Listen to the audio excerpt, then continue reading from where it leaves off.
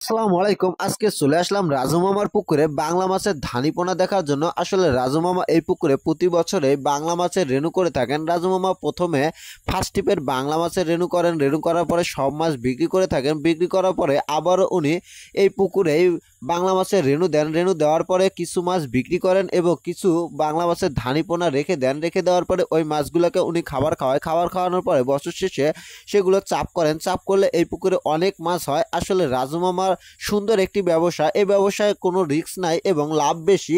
আপনারা যারা বাংলা মাছের রেণু করতে চান তারা নির্দ্বিধায় বাংলা মাছের রেণু করতে পারেন। আসলে একটি পুকুরে 2 থেকে 3 বার আপনি বাংলা মাছের রেণু ফেলতে পারবেন এবং বিক্রি করতে পারবেন এবং সেই মাছগুলোই বছর শেষে অনেক মাছ হয়। রাজু মামা এর আগেও 7 দিন আগেও এই মাছগুলো বিক্রি করেছেন। এই মাছগুলোর বয়স আজকে 35 দিনের মতো।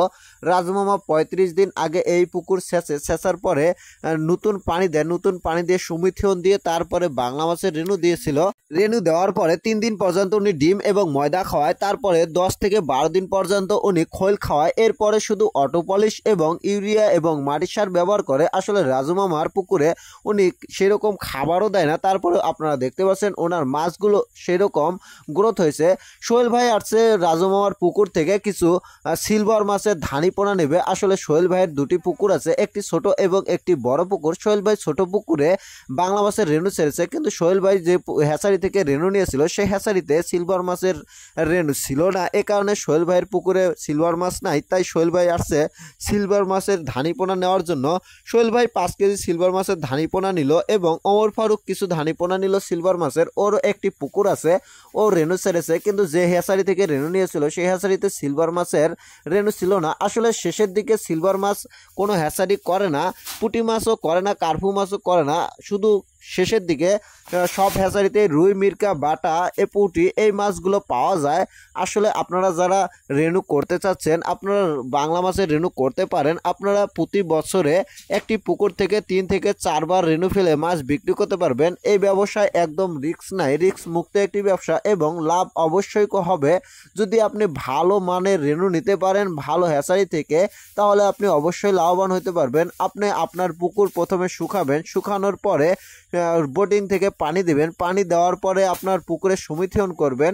সুমিথিয়ন করার পরে আপনি আপনার হ্যাচারি থেকে সুন্দর মাছ এনে ছাড়বেন। ছাড়ার পরে 3 থেকে 4 দিন পর্যন্ত আপনি ময়দা এবং ডিম খাওয়াবেন। ডিম খাওয়ানোর পরে আপনারা অবশ্যই খোল খাওয়াবেন। কখনোই আপনারা মাছকে কম খাওয়াবেন না। মাছকে যদি আপনারা কম খাবার দেন তাহলে মাছ অটোমেটিক আপনার পুকুরে ক্ষয় যাবে। আপনি বুঝতেই পারবেন না আপনার পুকুরের মাছ মারা যাচ্ছে।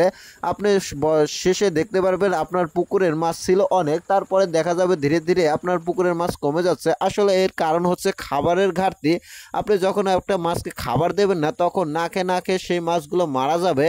অবশ্যই আপনাকে ভালো খাবার দিতে হবে। রাজু মামার পুকুরের 2টি অটো আসছে। আসলে র্যাক্সিনে করে ধানিপোনা নিয়ে যাওয়া খুবই সহজ এবং এতে নিয়ে গেলে মাছ মারা যায় না।